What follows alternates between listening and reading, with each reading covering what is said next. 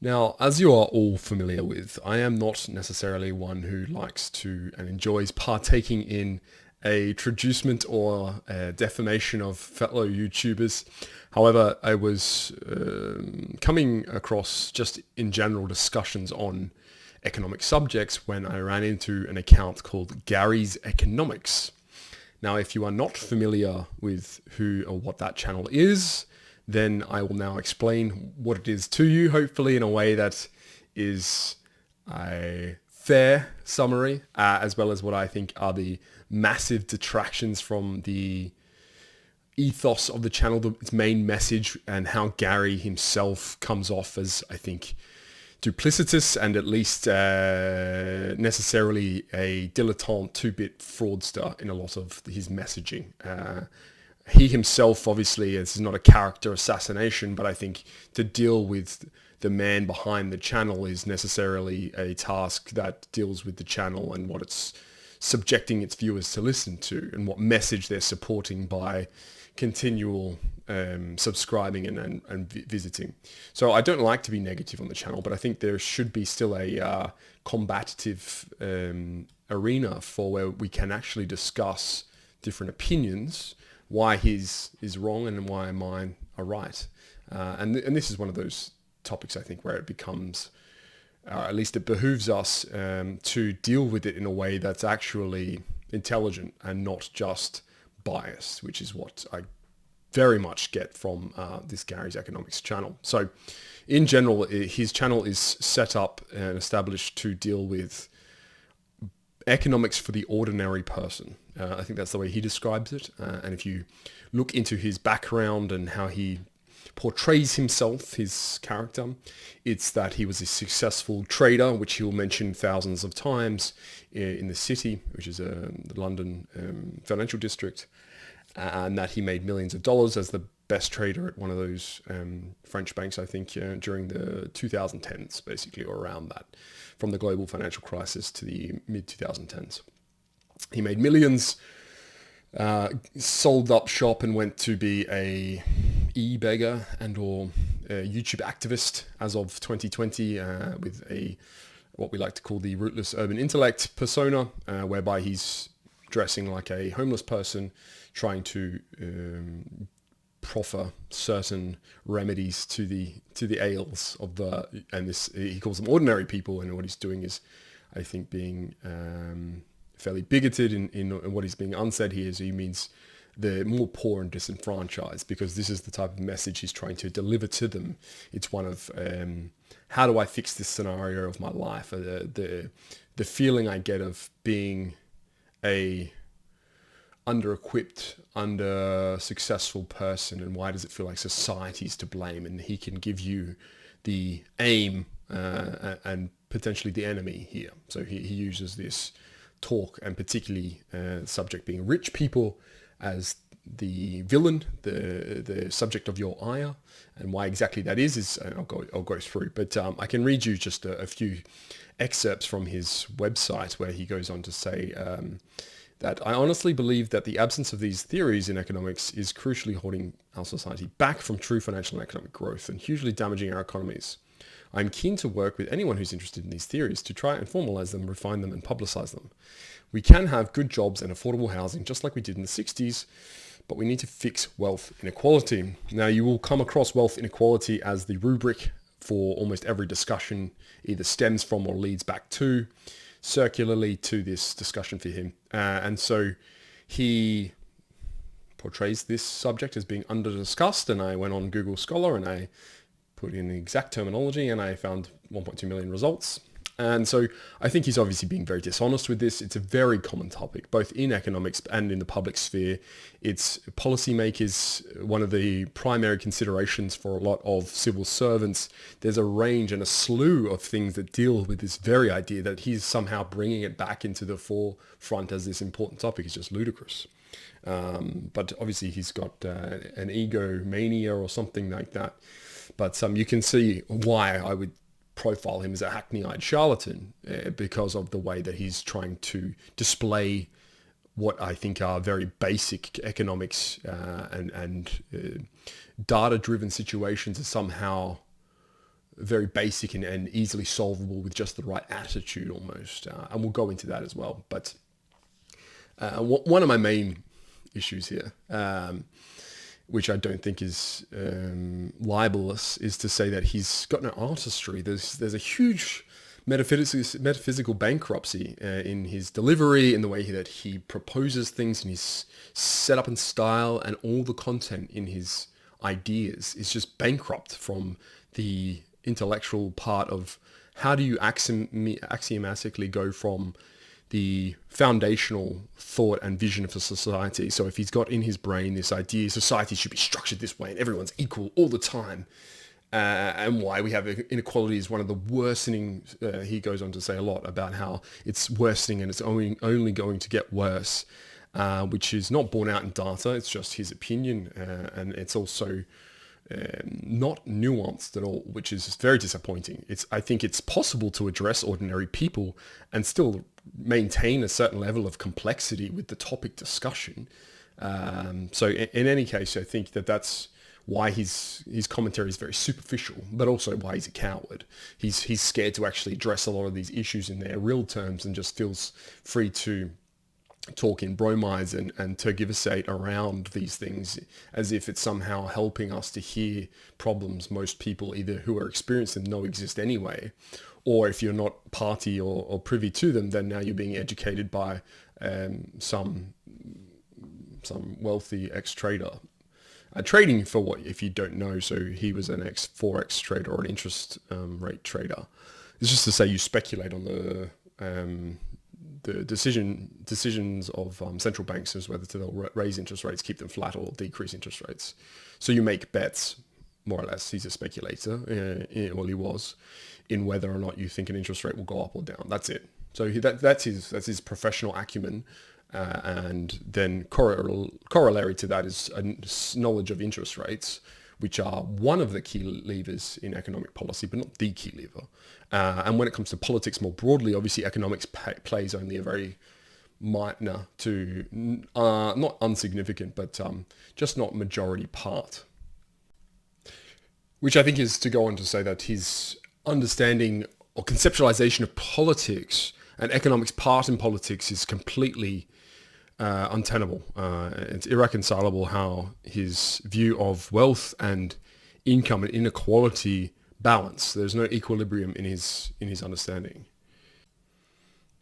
But you see this, I think there's a lot of self-insert and bias here with these types of people, because what you'll get is a feeling that if I'm good at one thing that's tangential or oblique to something else, then I can necessarily start commenting on it in a way that's authoritative. And that's exactly what you get with him. He has a sympathetic story, I think. Some people align to him probably from a economic point of view, to say, I grew up poor, then I made it rich. I still dress like I'm poor, which for some reason he does. He looks like a pothead Mike Skinner who's read too much Karl Marx. It's a very bizarre look for someone who's supposed to take economics and politics seriously. He dresses like a child. I don't understand it at all. Nevertheless, I would say that all of this, and you could say it's not even in a self-effacing way. He's genuinely humble bragging about himself in these ways, is secondary to, maybe it's equivalent in importance, secondary still though, from this video's point of view, to whether he's actually right or wrong. That is the main contestable thing here, is all the messaging and all the iconoclastic information he's seeming to put out there. It's all garbage. It's so poorly researched and understood, and it feels as if this is a Dear Diary situation with some guy who happened to make it big in the city. He should be retired on some Italian vineyard. Instead, he's here hectoring and lecturing like some old-aged harridan. And so what we get, I think, is just this unfortunate culmination of certain factors in success in one avenue going into another, and then having, I think, what is an appealing, charismatic marketing campaign almost of this guy and his identity. So he has about 700,000 followers on YouTube, which I would say is an impressive amount to be able to convince to watch, and a lot of his videos get many hundreds of thousands of views. He had a recent video on Elon Musk, which I will dissect in just a while, but I will read you this segmentation from his website, which goes on to say, I believe that this theory is very important. It explains why wages struggle to rise despite continual improvements in technology, and why good quality housing seems to be less available and affordable now than it was even 50 years ago. Wealth inequality is, from my experience of economics, I have a maths degree and an economics degree from the London School of Economics and worked as a trader analysing central banks for 5 years. Almost completely overlooked in mainstream academic economics and financial market analysis. Therefore, if my theory were correct, it would completely explain the inability of both academic and financial market economists to correctly predict both the onset and the continuation of the crisis. Probably should have quoted the crisis. Most importantly, my theory explains that wealth inequality, when high, leads directly to low wages, high house prices, an extreme geographic and sectoral concentration of jobs, the main economic problems which are blighting human lives and potential in our time. According to my theory, it won't be possible to significantly improve wages or housing affordability unless we address wealth inequality. For these reasons, I think it is extremely, extremely important that we, as society, begin to keep track of, measure, and try to reduce wealth inequality over time. This could be the key to a much richer, more prosperous, happy, and healthy society. If we don't do this, I believe, economically wages will become lower, housing will become worse quality and less affordable, and living standards will fall across the world. There we are, everybody. Gary's economics main thesis, writ large. And so in this, obviously, it's utter spasticated nonsense. And I think I could go through maybe line by line and show you why. But it's to say that wealth inequality has been measured and is measured and very minutely to such high intensity of the last 50 years that some economic Nobel Prizes have been, fraudulent economic Nobel Prizes have been awarded to people for their study in this specific arena. It is highly contested and politicized, and his seeming enlargement of a problem that's already quite large just screams, and this is what I've got demonstrated over here, just a harbinger of doom, as if to say, I'm a agitator or firebrand who's saying, look at this, the end is nigh, you're all going to have worse and worse struggles, and there's going to be a civil war, revolution, when economics aside, that's just such a garbage take, and a whole channel based on this with 700,000 people watching every video is truly a fascinating examination of the human condition. I wouldn't say that my videos necessarily reflect broader society, and I'm not trying to make ordinary people videos like he is, but I think it's telling and rather unfortunate that this type of messaging gets such a strong following even from lefties and the economic illiterate, or numerate in this case.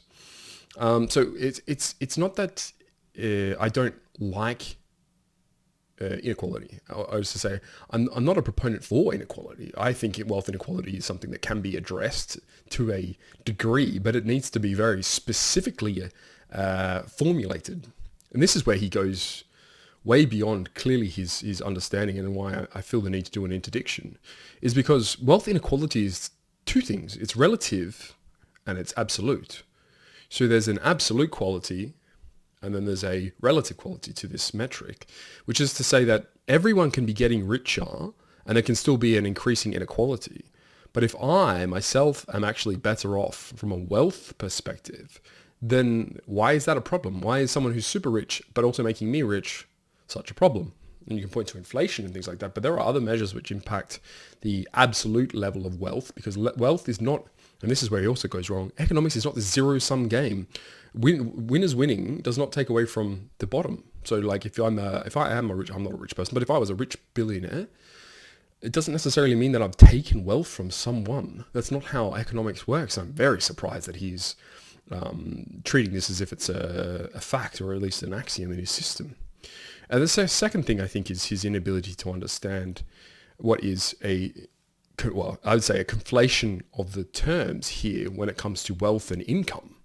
So someone can be really well earning and have no wealth. And this should not necessarily be a problem. Like, someone can choose to just spend all their money all the time, and then that for them is a lifestyle choice.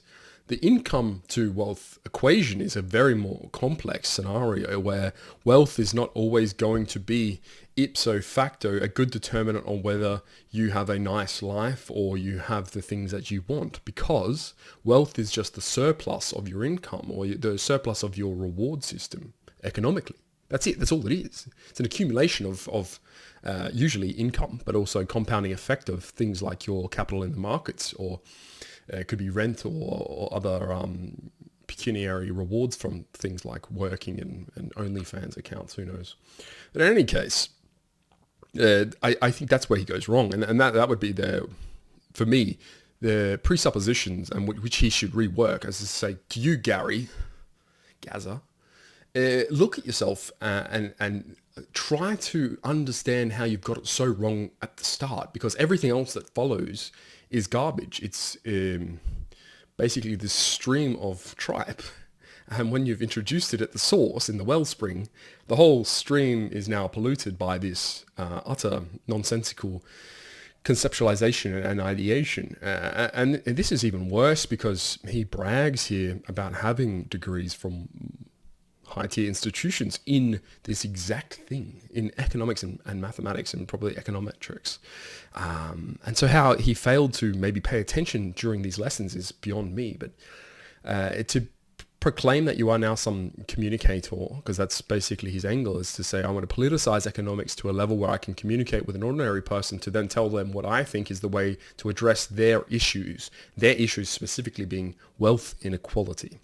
I don't like billionaires is his persona, at least on the internet. Whether it is in real life, given that he is himself individually wealthy, it remains to be seen. So in his video on Elon Musk, he tries to attribute Elon's interests in particularly the UK, but also anti-immigration parties, as one of the negative factors of billionaires existing, and that the more they will interact with the governments and the political parties in nations, the worse we are off, because they drive issues which will always punish us. And he says that's why Elon Musk is anti-immigration. Yes, I know what you're saying. He's saying that anti-immigration, yeah, a billionaire who would like lower wages probably for all his staff members doesn't want cheap labor in immigration in the UK. We'll leave the H-1B visa assignation aside here.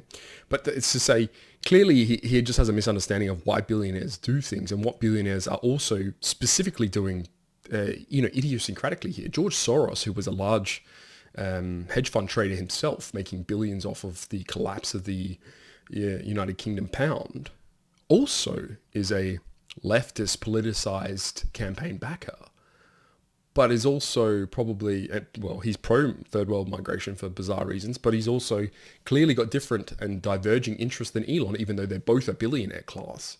So is this a monolithic class of rich people, or is it not? It's clearly not, but this moron you can see on your screen clearly thinks that, or at least pretends as if they are.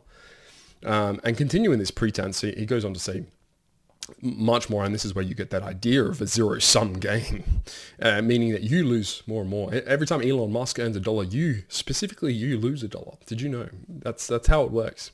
They take all the money away from you and give you nothing. And because we live in a feudal society where your efforts and work is taxed at 90% rates. And then he also mentions that the French decided to cut the rich people's heads off, which is a very interesting way of understanding French history.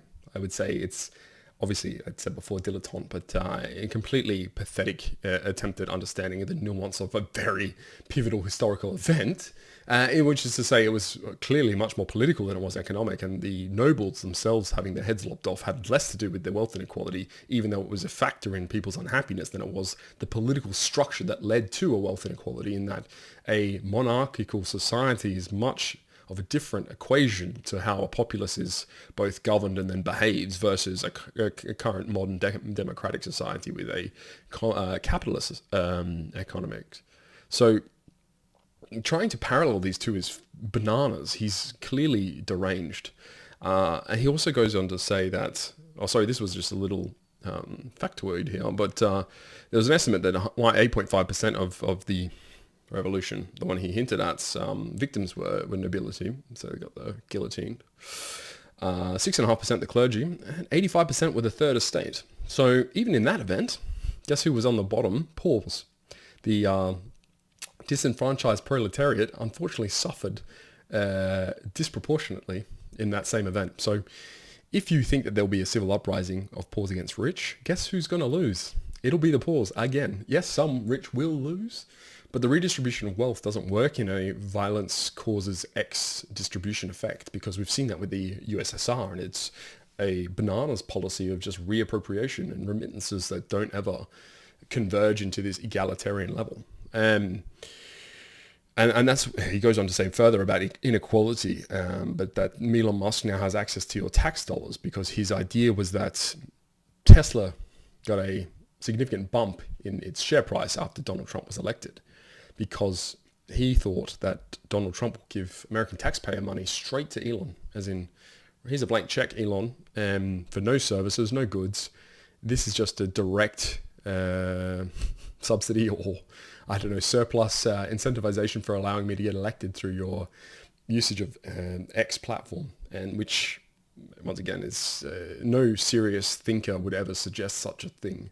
And so clearly he's just riding what is public sentiment along this. Is not even a pop political commentary, because even those terrible British political commentary, it's like Piers Morgan or Rory Stewart and Alistair Campbell, have at least an inkling, an iota of sense when it comes to what the political ramifications are for involvement in a political system by a billionaire on each side of this. And which is to say that this guy is such a dunderhead that he's just talking out of his arse. It's the most polite way to say this.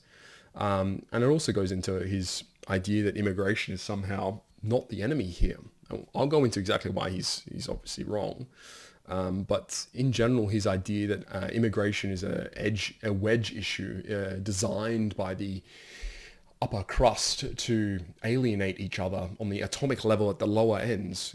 I think immigration does that by itself. It's a natural phenomenon when you introduce different species into an environment that don't actually have any rapport, any sense of being amongst each other. But in general, and sorry, this is going to be a very long video, just to FYI, because I am infuriated this guy is somehow communicating all these messages to, I would say, at least naive or uneducated people. And so you can't call yourself a communicator and be telling lies. It's unconscionable, and I think it's clearly he's got some lack of rectitude and moral fiber here, unscrupulous behavior. And in saying that, I think Elon Musk is anti-immigrants because specifically of their civil and social behaviors, and nothing to do with the economic attribution. Clearly he's for immigration when it comes to economics, and then against it for everything else. So his own dichotomy, or his cognitive dissonance there, is worth studying. But the blanket interpretation here that Elon Musk hates immigrants because he wants to steal tax money and then divide the populace is very strange. I couldn't even fathom making that leap of faith. The continuation here of just that there's a zero-sum game and billionaires are stealing your money, and that somehow he goes on to say that ordinary people are owning fewer and fewer assets, which is not what the data bears out. It's clearly that wealth builds slowly over time, even for the poorest. Which is not saying that they're getting so much richer, but the actual absolute value of their tangible and liquid assets is growing. That's indisputable. That's just what it is. If you had $5 in your bank account and the interest rate was paying 1%, you would have more money tomorrow. Theoretically, a very small amount, but this is how his logic is completely deranging me. Nevertheless, I've designed you here a very simple interpretation of how he views the wealth. And this is Gary's equilibrium, which is a fairyland of everyone's wealth is exactly flat over time. everyone has as much as they need. This is Thomas More's utopia of Gary's equilibrium borne out. So his view of current society, though, is that we have this ever-increasing 1%er line. This is the 1%. So if you're in the 1% of wealth, I think he misunderstands a little bit the differentiation between income and wealth here. So when you watch his video and he says, this is the 1%, he was talking primarily about wealth. Salary or net income 1% is completely different. It's a much lower threshold. Obviously income to wealth is built differently. A lot of this could be due to like large inequalities of wealth disparity from generational success. The Vanderbilts build a massive empire of capital, and so even their 6th, 7th generation will be astonishingly wealthy. And this has nothing to do with the income. The income for them is probably a trust fund paying them out X amount of dollars per year, which actually might not be that significant compared to a partner at a high tier law firm who may actually earn more from an income perspective, but have obviously clearly much less wealth. And then the poor here, this is the bottom, he might call it 50% or bottom 10%, whoever he feels is disadvantaged the most, whatever grouping statistically we can do here, this is the group that's going to be punished no matter what. Now this is spat in the face of reality, and the reality here is we have as I said before, very calculable and historically utilized metric here called GDP per capita, PPP, purchasing power parity, in which measures, you guessed it, the growth of people's well-being, gross domestic product at least, and we all know that I'm not a GDP fanatic here, but it's to say that we do have a decent measure for measuring prosperity, and it has been in the UK specifically increasing year on year, every year except a few here. You can see the dip here in 2008 when there's a financial crisis and the COVID crisis here. And it's this last level which is the most illuminating because it has actually been negative in 2023. Why did you think that is? Well, that is because of immigrants, my friend. Purely and 100% causality there. There has nothing ever so much been so negative for the British, or retrograde at least for the British economic pie, than immigration from the third world. Is by far the most deleterious factor, you could say, in determining wealth for the UK specifically, but also other first world countries like Canada and Australia. You'll have a decreasing GDP per capita as long as these third worlders continue to parasitically exist off the system. There is no way that there's an economic solution to this madness.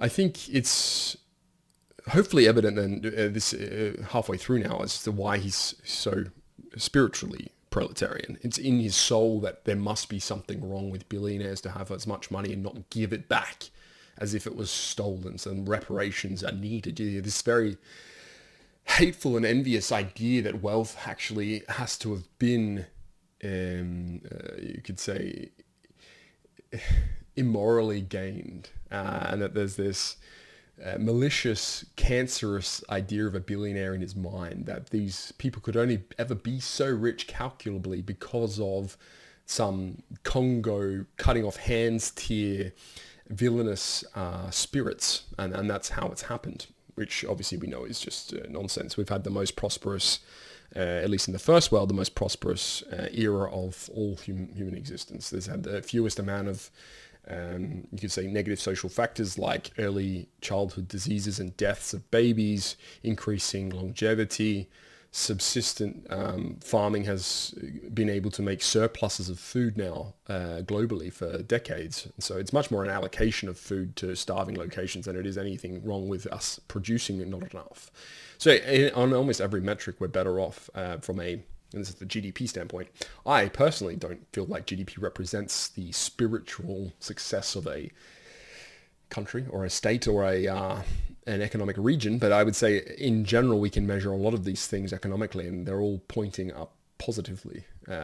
So you can see here why I talk about immigration more is because it's very clearly that there's been such a large influx that your net migration, arrivals minus departures, is bordering on 750,000 year on year in the UK, and this is alarming for very specifically, I'd say, poor reasons, or like for the poor, they should care disproportionately. Crime affects everyone, but it always affects the poor the most, so the disadvantaged households and areas. You'll also have a much higher wage pressure on those low-end jobs. So if you feel like your wage is stagnating because you've been on £22,000 for the last 10 years, this is a large reason for that, is because when you have a low skill and the competitive advantage of your vocation, for instance, is not very high. So anyone can do it after X amount of training, usually less than a year's worth of training, or you trained on the job. Then you have a large pool of talent and applicants for these things, and there's no need for an employer to actually raise your wage because there's no demand is outstripping supply in these areas, and that's a very basic market function. I don't know how he missed this because he's supposed to be a graduately trained economist, which is, once again, very embarrassing. There's also something to do with the Simpsons paradox, where you can have a look at wealthy people and immigration and saying that you would have a disproportionate amount of wealth in the higher end because the middle is being squeezed and leaving, and particularly with Brexit. And then there's an introduction of even more unwealthy or poorer people. So of course you're going to get a disproportionate amount, because even if you kept everything the same on the top, with the wealth of the billionaires not growing, it is, but it's not always one-to-one. Sometimes there are billionaires who lose money, which he fails to recognize as well. But in the same token, it's to say that you've increased the pool of poors because you've just let them come. You've let the third world subcontinent masses invade your country, and they bring with them nothing in terms of wealth. They only bring issues, and then some of these skew data and statistics to a level that you can clearly see there's wealth inequality that's growing. So, of course. And then the price pressures on particularly low income neighborhoods housing and other social programs is enormous. It's like, yeah, everything is worse because you're having more people compete on every single social program. So there's more people who need healthcare. There's more people who need housing now. There's more people who need lower end jobs. None of these things will get better with introducing more and more third world. It's very clearly the predominant problem. And his inability to admit that is obviously just a function of his left-leaning ideology. It's a blind look at the reality of that we're all facing here. And I won't even mention Brexit, which has obviously negatively impacted income, if not wealth, also for the middle class in the working white collars in the UK.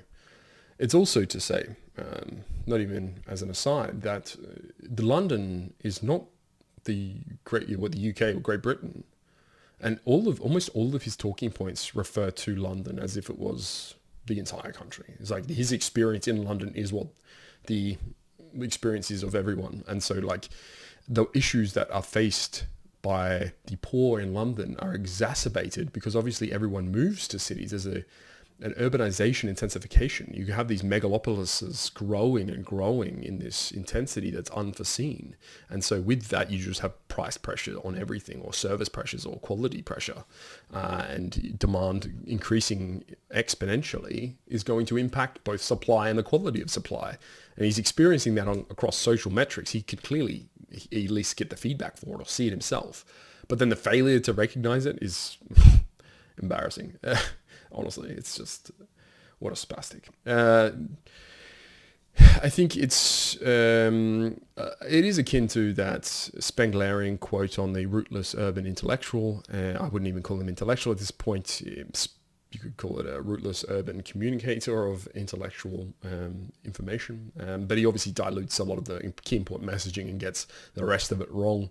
How much you can use for actual sound bites is probably more interesting for him. Can I say something short, witty, and quippy, and that will be able to take the attention of these, I would say before naive and or uneducated, and how can I convince them that this thing is important? Look at my credentials. Did you know he's a trader? He'll mention it, don't worry. Or did you know he has millions of dollars, but he still cares about poors? This is fighting the real spiritual fight here. I too care about poor people. You're not an elite class there, my friend. I care about every Faustian soul, no matter their wealth. He also has this, because he has a website and you can visit it, and he goes on to say here a few things that I'll read out to you, and then I'll try and combat with some actual information and intelligence.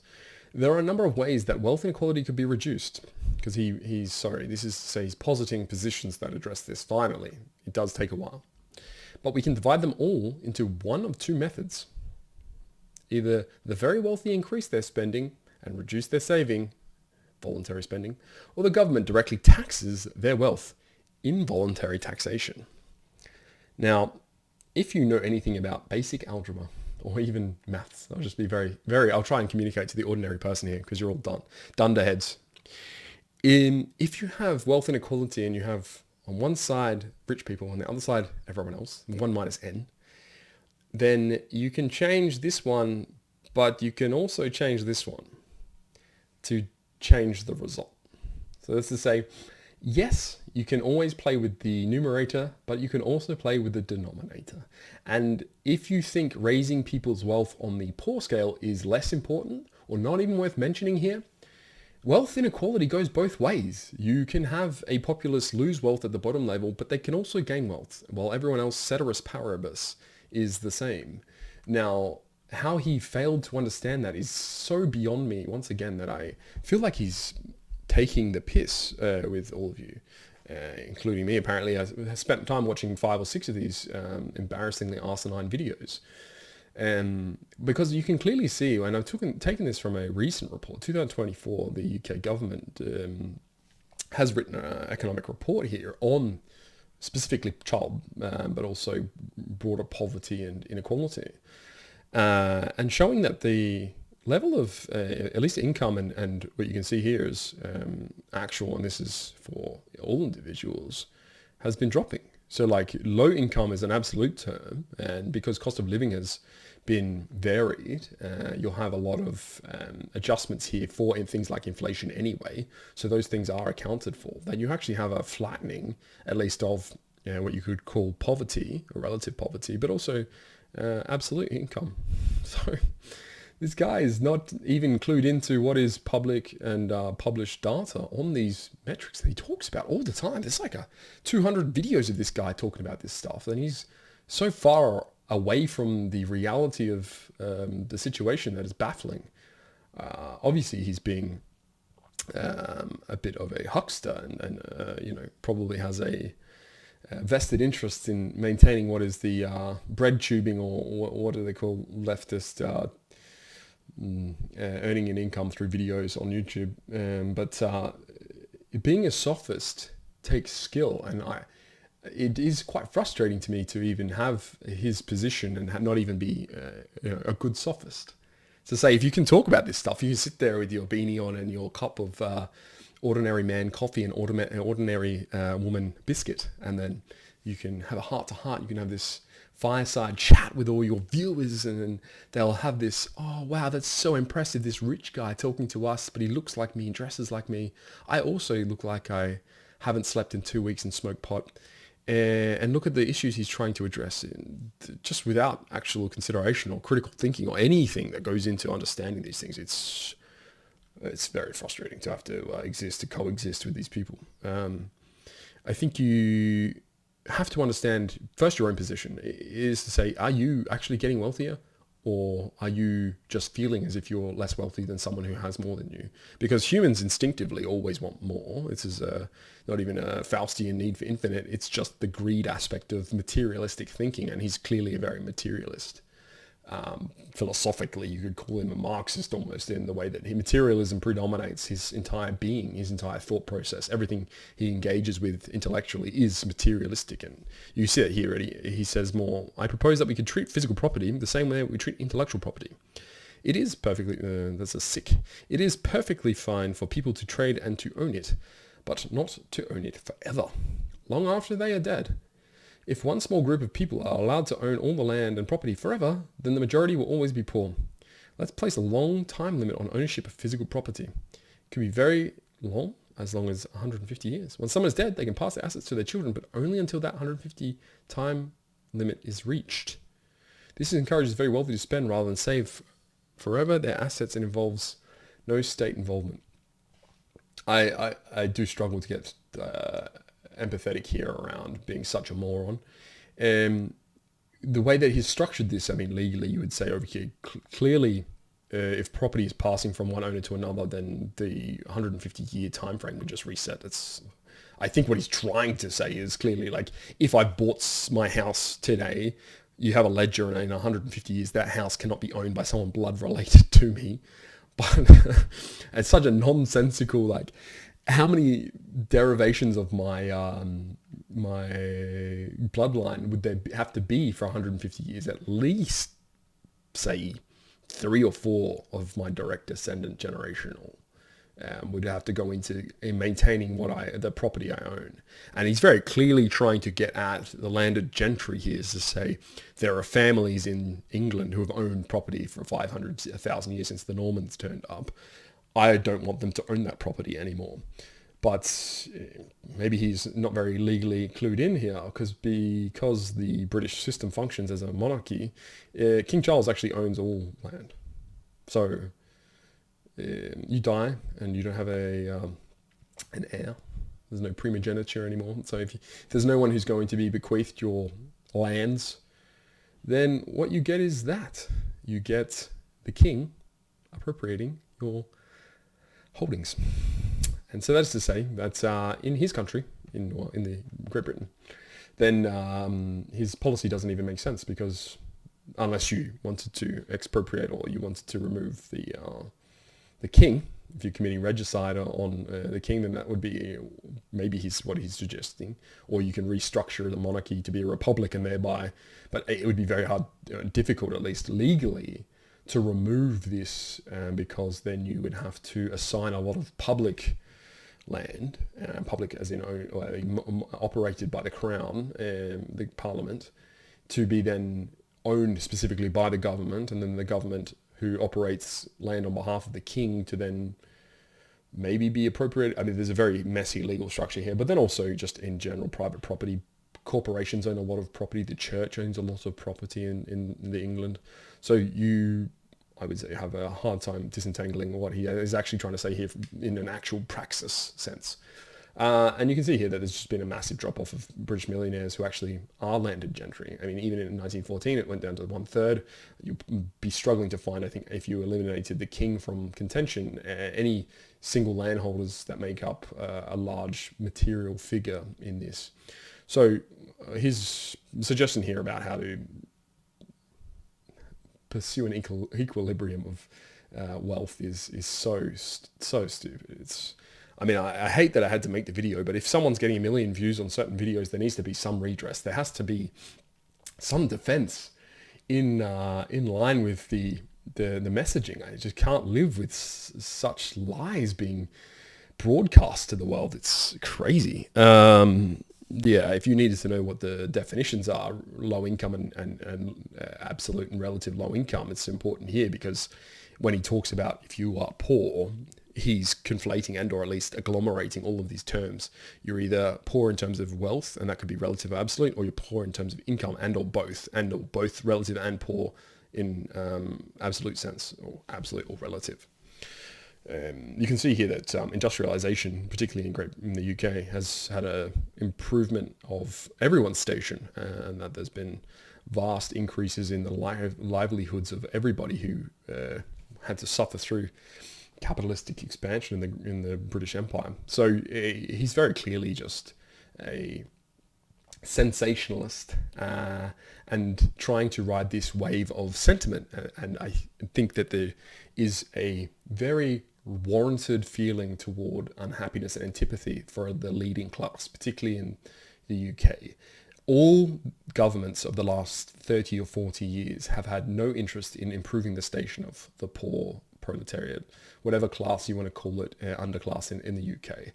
I like to call them labour class, because there's a managerial class and there's a labour class, and you're either a manager of people or you're a labourer. This is the Oswald Spenglerian terms of the two classes. There's no more third estate. We are in the fourth estate, and it's this dissimulation almost of what it means, which is failed to be grasped by, I think, a lot of people, but specifically here with Gaza. He also, I did mention before, but doesn't have a good either understanding or articulation of liquid to illiquid wealth. If you're wealthy liquidly, which means cash or cash-like equivalents, then you're probably many leagues further ahead from a disparity perspective than someone who's got illiquid wealth. If all my wealth is tied up in a family business which I cannot get out, then I'm still relying on an income to live. And so I'm still at the mercy of tax, probably taking most of my income every week. And I can't live this luxurious lifestyle because when something is a liquid, you cannot sell it. It's having an illegal Da Vinci. Just because the Da Vinci is worth $100 million, and technically you're worth $100 million, if you can't sell it, then you're not really wealthy, are you? It's unmaterializable, it's unrealizable. And so this is another large problem with the we hate wealthy people. It's that, okay, if all my wealth is tied up in a castle in Surrey and I can't sell it because no one wants to buy this bloody castle, then yes, maybe on paper I could say it's worth a $50 million castle. But if no one's going to ever pay me $50 million for it and it just decays and rots, then what good is it? I can camp on it, okay, great, but I'm not some wealthy lord who's looking over my land peasants, hoping that they are able to proffer me up some of their wares and goods and that I can tax. It's just nonsense. It's this basic baby's introduction to economics, and I cannot fathom how he's been so successful at communicating this. His style, as I said before, is fairly bankrupt from a both sophist but also metaphysical point of view. He does not start with any intelligible source of his, I would say, metapolitical viewpoint. Where is it and what is it that he's trying to achieve here? Because it's a very nebulous, ephemeral, less inequality, but it's like saying, I want everyone to be happier, and then that's my message.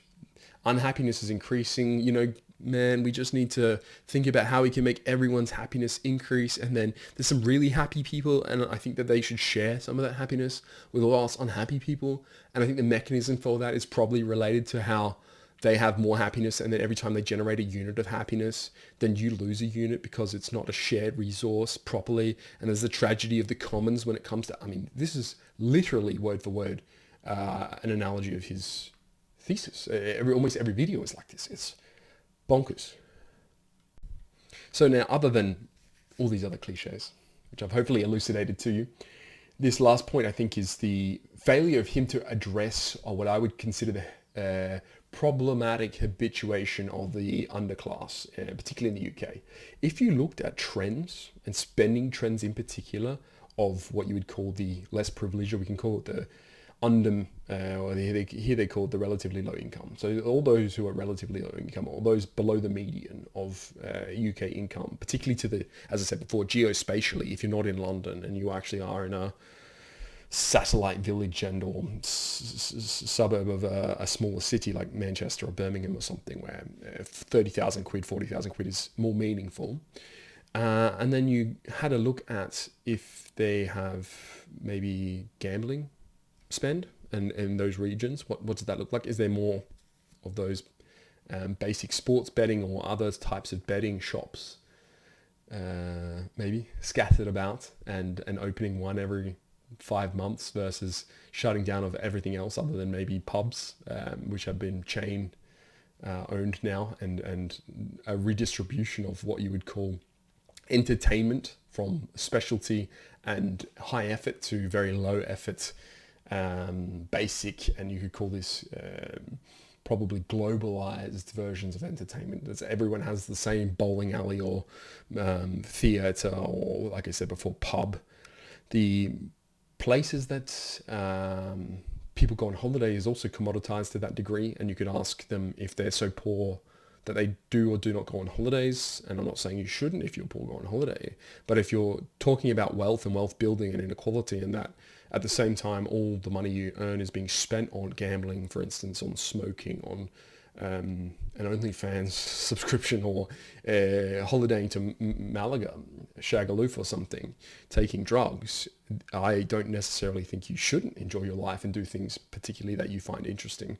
But at the same time, the complaint, or at least the hypocrisy around, I spend all my money, why aren't I wealthy, is because then you're basically trading what is current satisfaction for future satisfaction. You have this delayed gratification mechanism, which is obviously malfunctioning, and or you've just decided that the appropriate level of reward for you is now because you're, and this is a economic idea, but your net present value, your opportunity cost, what you feel as if is a discounted rate of your future happiness is very high. You say, I value today more than I value today in a year or in 2 years or in 5 years. I don't need to be a millionaire by the time I'm 60 because I'll be dead. That is the legitimate thought process of very many people. And I don't necessarily want to shame commoners and the plebs about this. They live their lives how they want, and that's fine. But you cannot complain about what you get.